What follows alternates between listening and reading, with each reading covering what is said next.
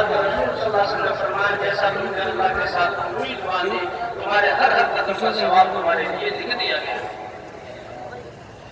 دین میں لگانا ہے، دین کے کام کرنے میں تھکانا ہے، جان لگانی ہے، مال لگانا ہے، اور اپنی خواہشات کو قربان، جذبات کو قربان کرنا ہے۔ لا الہ الا اللہ سے جو یقین، اس میں 3 مطالبے ہیں۔ اپنے جذبات کو قربان کرو، جذبات کو بدلو، اپنے یقین کو بدلو اور اپنی زندگی کے طریقوں کو بدلو کہ لا الہ الا اللہ ایک عہد ہے اللہ سے،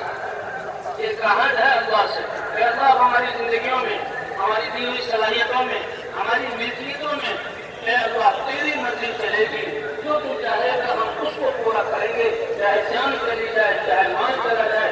کامیابی یہی ہے، فلاح یہی ہے اور تیرے نبی کا طریقہ چلے گا۔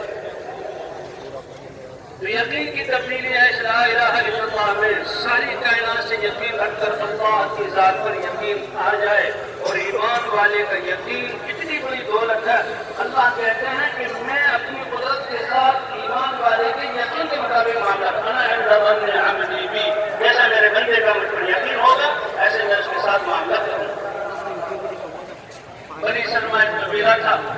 ان کے دور گھر تھے، مسجد نبی کے آس پاس محلہ خالی ہوا، گھر خالی ہوئے، تو انہوں نے جو ہماری سوچ ہے ماشاء اللہ یہ تو بہت اچھی بات ہے، گھر خالی ہو گئے اور ہم تو مسجد کے قریب گھر لیں گے۔ کیوں؟ اس لیے کہ بس جو ہے جہدام سے اعلان ہوئی وہ فوراً نکلے گھر سے، اب دور سے آنا پڑتا ہے، بہت پہلے آنا پڑتا ہے، تو یہ بہت پہلے آتے ہو، اس ایک سانس کا بھی اللہ کے ہاں سے اجر ملتا ہے۔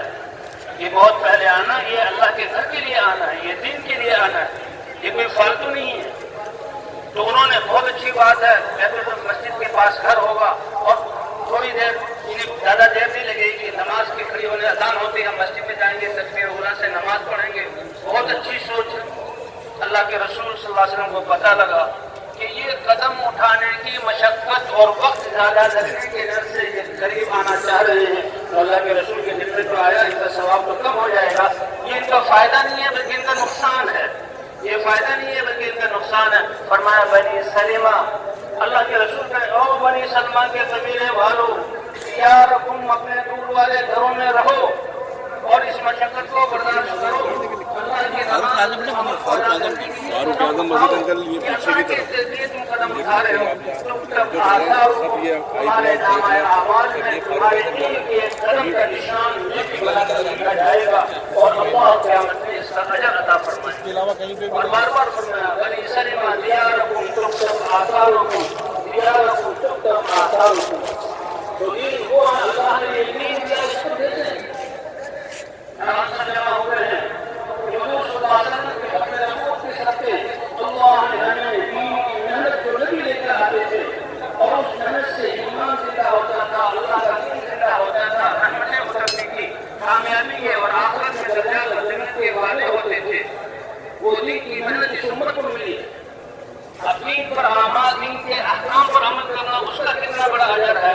اب دین کے احکام پر عمل کرنے کے لیے اور دین کے زندہ کرنے کے لیے جو محنت ہے جس میں جان اور مال لگانا، اس کا کتنا بڑا اجر ہے،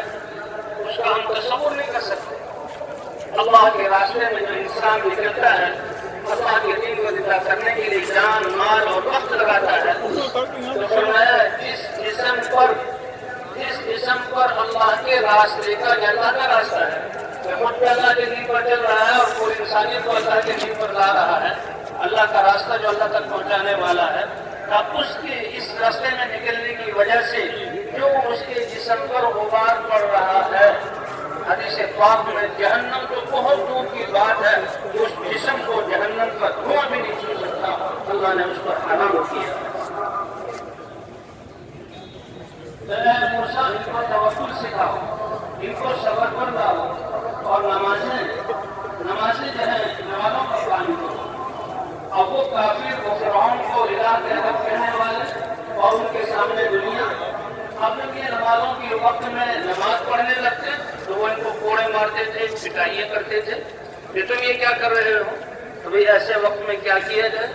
کہ جہاں کام کر رہے ہیں وہ روک رہے ہیں، تو نماز سے بڑا کوئی امر نہیں ہے. اللہ نے حکم دیا اجعلوا بیوتکم قبلہ. اگر یہ تمہیں باہر نمازوں کے پڑھنے پر مارتے ہیں تو گھروں میں چھپ کر نماز پڑھو اور قبلے کی طرف منہ کر کے نماز پڑھو. جان جا سکتی ہے لیکن نماز قربان نہیں ہو سکتی. اب 40 سال میں یہ صفات آئیں اور ادھر فرعون ہے وہ طرح طرح کے عذاب